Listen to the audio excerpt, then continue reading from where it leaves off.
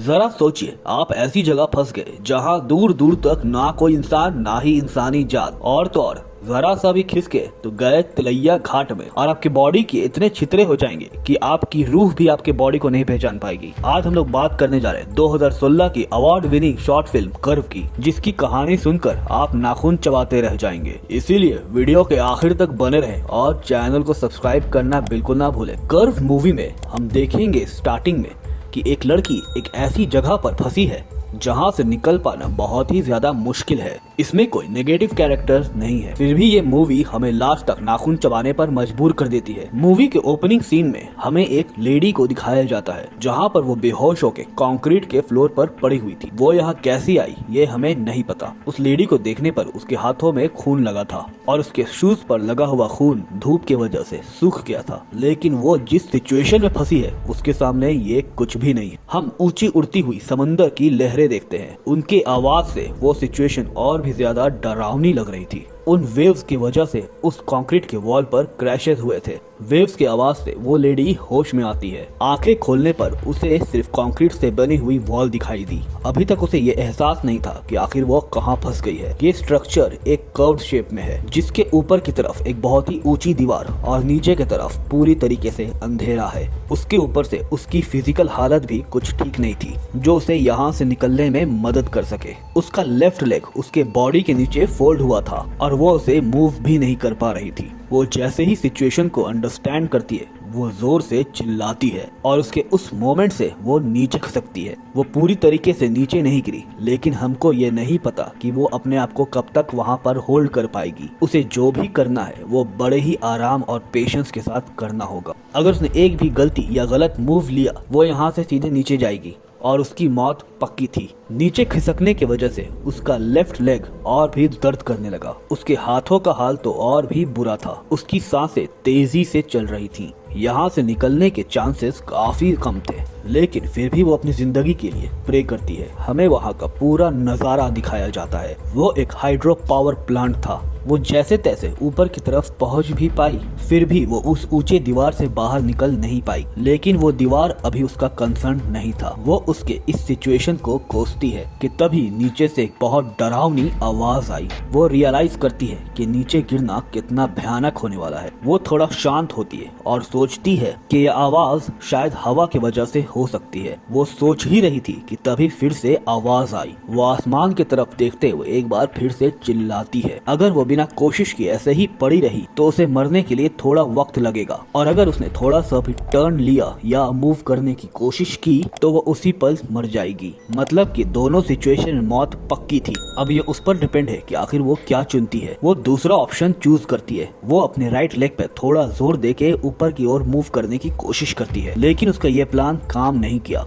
और वो थोड़ा और नीचे स्लाइड कर गई। अभी वो उस कर्व के एज पे थी। वो शांत होकर लंबी लंबी सांसें लेती है। उसने फाइनली डिसाइड किया कि वो अभी जिस पोजीशन में है वैसे ही ऊपर की ओर खिसकना होगा, लेकिन वो कर्व उसे कुछ भी करने से रोक रहा था। वो अपने हाथ को देखती है, बहुत ही बुरी हालत में थी और खून की वजह से 2 उंगलियां आपस में जुड़ गई थी।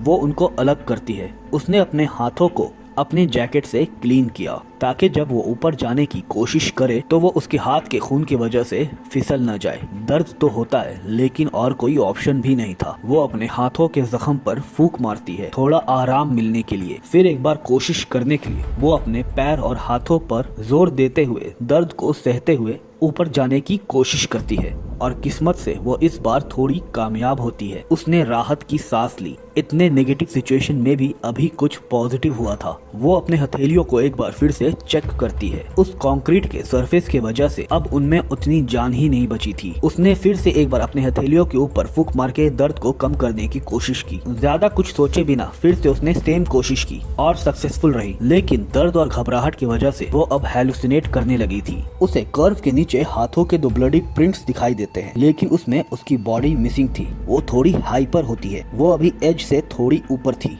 लेकिन उसके पीछे दीवार है जो वो किसी भी कंडीशन में पार नहीं कर सकती। पर वो ज्यादा ना सोचते हुए एक बार फिर से मूव लेती है और इस बार जल्दबाजी की वजह से वो एक बार फिर से थोड़ा नीचे खिसकती है। पैनिक करने की वजह से वो हैलुसिनेट करती है। उसे फिर से वही ब्लडी प्रिंट्स दिखाई देते हैं, लेकिन इस बार वो कुछ ज्यादा ही लंबे हो गए थे। उसने फिर से मूव करने की कोशिश की, लेकिन तभी उसे एक जोरदार आवाज सुनाई दी। उन प्रिंट्स को फिर से देखने पर उस जगह पर और 2 हैंड प्रिंट्स ऐड हो गए थे। ऑप्शंस 2 थे, एक वो अपने मरने का इंतजार करे या फिर मूव करते हुए अगर वो नीचे गिरी तो उसकी जान जल्द ही जाएगी। उसका दिमाग उसे कह रहा था कि वो जो अभी कर रही है अगर वैसी ही कोशिश करती रही तो वो जरूर सरवाइव कर पाएगी। हालात ही ऐसे थे कि उसे सही और गलत कुछ समझ नहीं आ रहा था। ऐसे लग रहा था कि जैसे वो अपने व्हील पावर की वजह से टाइम से पहले ही नीचे गिर जाएगी। अभी तक उसने हिम्मत नहीं हारी। वो फिर से ट्राई करती है, लेकिन कुछ सेकंड्स में ही वो फिर से नीचे आती है। उसने अभी तक जो भी प्रोग्रेस की थी वो उसे किसी भी हालत में गंवाना नहीं चाहती, लेकिन वो और ज्यादा पैनिक होती है जब उसने नोटिस किया कि वो ब्लडी प्रिंट्स और भी ज्यादा लंबे हो गए हैं। जोर की आवाज आती है और उसे ये मौत की आवाज लगती है जो कि नीचे अंधेरे से आ रही थी। उसकी हथेली ऑलमोस्ट डिस्ट्रॉय हो गई थी। अब उन पर बहुत ही कम स्किन बची है। ऊपर आसमान में बादल गरजने लगे और जोर की बारिश शुरू हो गई। पता नहीं ये बारिश से उसकी मदद होगी या फिर उसकी मुश्किलें और बढ़ेंगी। वो ये नहीं जानती कि ये बारिश उसका दर्द कम करेगी या उसे जल्दी मारकर उसके बचने के होप को डिस्ट्रॉय करेगी। इस फिल्म में हमें हर पल 2 सिचुएशन मिलती है, लेकिन दोनों में ही उसकी डेथ पक्की थी। बारिश की बूंदें उसके चेहरे पर पड़ती हैं। उसे थोड़ा शांत फील होता है, जैसे कि ये कर्व उसका घर हो और वो यहाँ बहुत टाइम से हो। ये शांति या इंजॉयमेंट ज्यादा देर नहीं टिकता। बारिश के पानी की वजह से फिसलन हो गई और वो और थोड़ा नीचे स्लाइड कर जाती है। उसने अपनी आंखें बंद कर ली। उसे किसी भी हालत में हार नहीं माननी थी। अभी भी उसके अंदर वो सरवाइव करने की आग जल रही थी, लेकिन वो धीरे धीरे नीचे जा रही थी। तभी उसे याद आता है कि उसके गले में चेन है, तो उसने उसे निकाल कर अपनी हाथों पर बांध ली। लेकिन ये आइडिया इतना ज्यादा वर्क नहीं करता। हम उसे धीरे धीरे नीचे जाते हुए देख पाते हैं। इस स्क्रीन में हमें ये नहीं दिखाया गया कि वो यहाँ से निकल पाई या नहीं।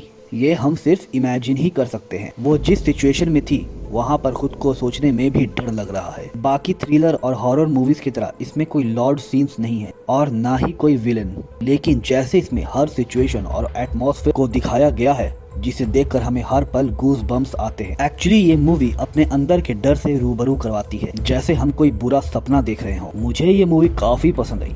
आपको ये मूवी कैसी लगी कमेंट करके जरूर बताना। और अगर अभी तक किसी ने चैनल को सब्सक्राइब नहीं किया तो चैनल को सब्सक्राइब करके वो बेल आइकन को जरूर दबा दें और जाते जाते वीडियो को लाइक जरूर से करें। मिलेंगे एक और वीडियोस में, तब तक अपना ख्याल रखिए।